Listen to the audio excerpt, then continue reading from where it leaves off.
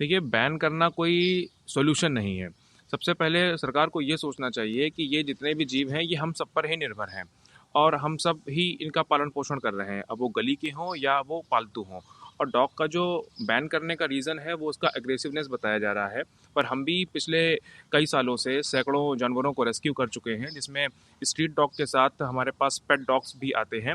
उनका बिहेवियर हमने जो देखा है, 99% तक एग्रेसिव बिहेवियर नहीं होता है, और जो 1% बिहेवियर उनका एग्रेसिव हो रहा है, वो उनके ओनर पे ही डिपेंड करता है कि उन्होंने बचपन से उसको क्या सिखाया है। या तो उन्होंने परमानेंट उसको लीज पे बांध के रखा है, या उन्होंने सोशलाइज नहीं किया हुआ है।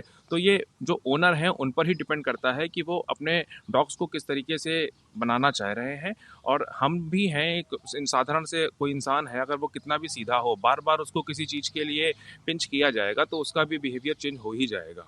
देखिए, सरकार कोई ऐसा नियम बनाए जिससे कि जो गली के कुत्ते हैं या पालतू कुत्ते हैं, उनको तकलीफ़ ना हो। क्योंकि अगर उनको खाना नहीं मिलता है तो भी वो एग्रेसिव हो जाते हैं।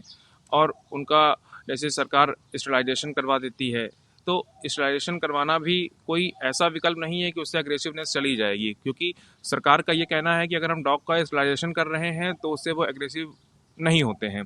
पर ये कहीं तक कोई भी विकल्प नहीं है। और मेरा तो ये मानना है कि डॉग कैसा भी हो, वो हमारे ऊपर ही डिपेंड है। और हमें पूरी तरीके से उसको सोशलाइज करवाना चाहिए। जितना ज़्यादा हम डॉग को सोशलाइज कर ले जाएंगे, वो उतना अच्छा हो जाएगा। आप इस डॉग को भी देख सकते हैं, ये छोटे से बच्चे के साथ नॉर्मली खड़ा हुआ है और ये इसको टच कर रहा है, जबकि ये हमारा डॉग नहीं है। और ये एक हमारे फैमिली मेम्बर्स का डॉग है और ये बिल्कुल ही शांत स्वभाव का है। तो इसलिए जितनी भी गवर्नमेंट तरह तरह के जो कानून बना रही है, उसका उनको परिवर्तन करना चाहिए। कोई ऐसा संशोधन करके उसको ऐसा रिजल्ट दे जिससे पेट ओनर के साथ साथ जितने भी पेट हैं या स्ट्रीट डॉग्स हैं, उनका एक पर्टिकुलर सॉल्यूशन निकल सके। सर बहुत गलत कदम है। पहले तो उनको ये चेक करना चाहिए था कि अगर एक मोहल्ले में एक अपराधी है तो पूरे मोहल्ले को सज़ा नहीं दे देंगे ना सर।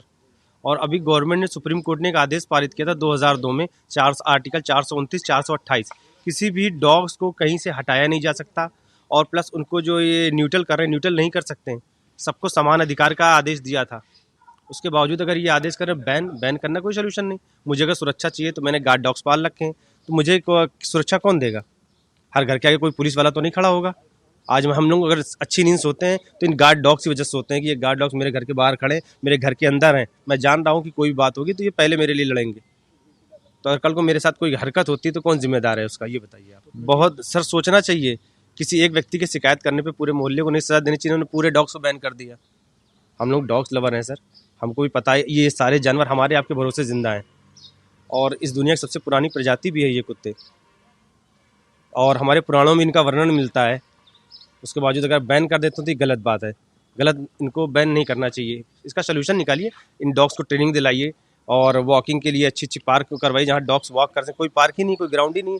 एनर्जेटिक कुत्ते होते हैं, ये कहाँ जाएंगे ये, जब इनके लिए कोई जगह ही नहीं बनाई इन्होंने।